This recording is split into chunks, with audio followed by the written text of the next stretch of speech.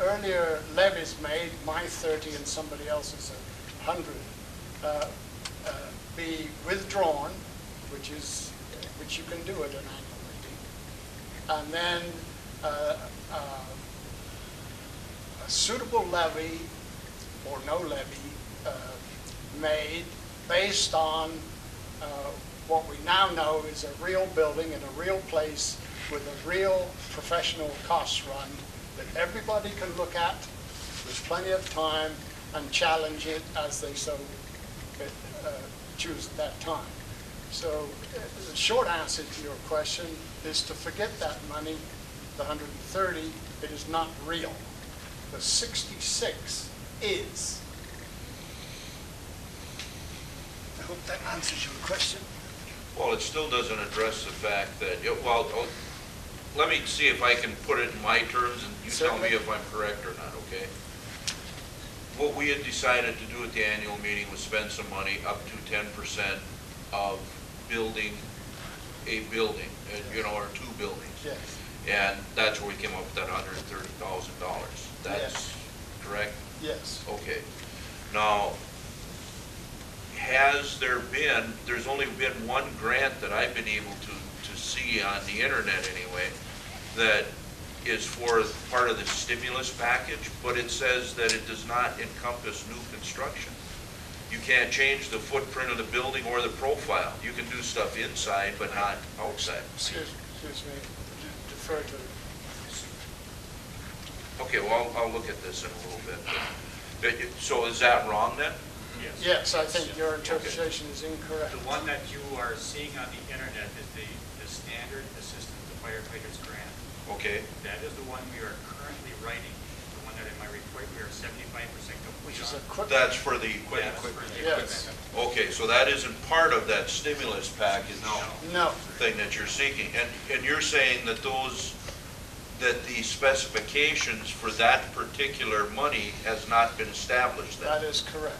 Okay. But Washington and everybody else is falling all over each other to get the documents on the street. Well, I'll believe it when it's in my hand. This is the rough outline for that right here. All right, I'll take a look at it. They're still in session down there too, so that might be coming after the session. I would like to read something that's from the projects. This is one of the letters that I had received from Bruce Road, who's one of the Northern District coordinators for the grant money. I had spoke with... But which grant money? The second, the grant money that you were The talking one about. that we're looking at building the new building with? Yes. Okay. At first I spoke with Peter Makowski from Congressman Oberstar's office, and he was talking about the same grant money that you were, that it could only be up to $100,000 per unit, that it could not change the footprint, and that it would not be able to encompass any brand new buildings. After I had spoke with, he then informed me to call Warren Jorgensen and Bruce Road, who are basically in charge of the grant process for Minnesota. And after I had spoke with... Can I clarify that? They're in charge of the education of the grant process. But they also help who does get the funding. No, they don't. That's not what I am told, Mark. By them, I have letters. So I would actually like to read this letter if that's okay with people. Bruce Road actually wrote, and I did send this out to some people, that Julie's Weeple, I am on vacation May 7th, but we'll see what I can do to possibly attend your township board meeting. No promises. It was his birthday today, so I'm assuming that's why he did not show up, because he's on vacation. As we spoke about your situation today regarding the new building of a new firehouse, or no, our new satellite fire station, and remodeling and adding on of your existing fire station, neither of these projects are eligible for grant funds in the current Assistance to Firefighter grant that is open right now. The current program is restricted to a cap of $1,000 or about $100,000 and is for specific areas such as adding in a sprinkler system, fire alarm system, or vehicle exhaust system, but not changing the footprint of your existing building.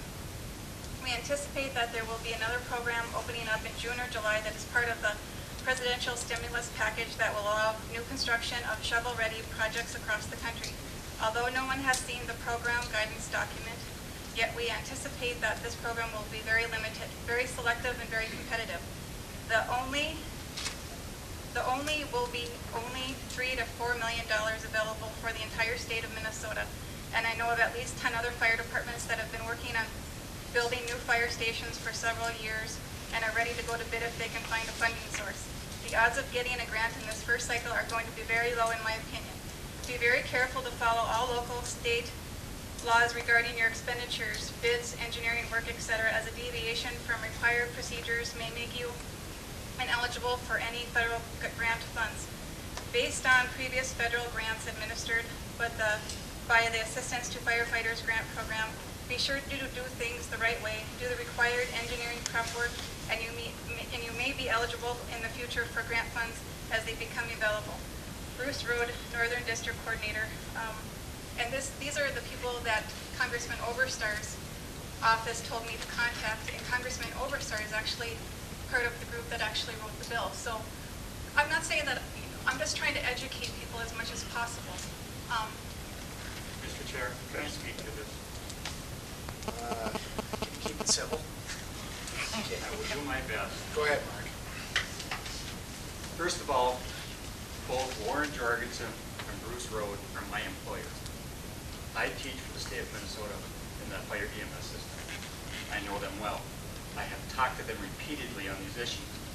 I talked to them after she sent the email. He talked to me last Friday night. His outlook on this was due to the way the information was given to him that we were in violation of state law in applying for the grants or moving ahead with the building project. We are not in violation of state law. He was under the assumption that we are doing this by the seat of our pants and that we are not coming up with certified construction documents and bids. We are. It is actually to our advantage to the time that we are doing this now versus the departments that did this 4 or 5 years ago and have those documents sitting on the table. The reason being, this grant application is so specific to the types of building and what is required in the building that documents that are already in place may not even qualify. And to add this, it is my assumption and belief that under this grant, we cannot apply for the satellite hall. All right? I'll state that right now. The committee, the building committee will have to make final decision on that. But as we read through the requirements of that building, it will, because to be eligible for the grant, number one, you have to have sleeping quarters in the building. Number two, it has to be sprinkled. Number three, it's going to be a LEED project. That is an environmental project. You get points for your environmental friendliness on the building, your heating system, all of this stuff. This is a big aspect that we are going to be in place for, that departments that have already got this documentation ready aren't going to be ready for.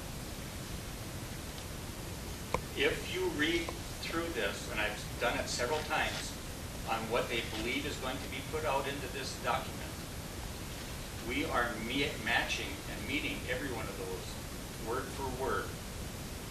Second of all on this, a member of our fire department is a consultant to Stanius & Johnson. He works for the state fire marshal's office.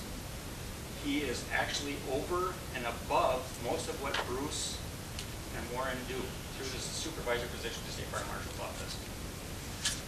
He is very qualified and very meticulous. We are not wasting any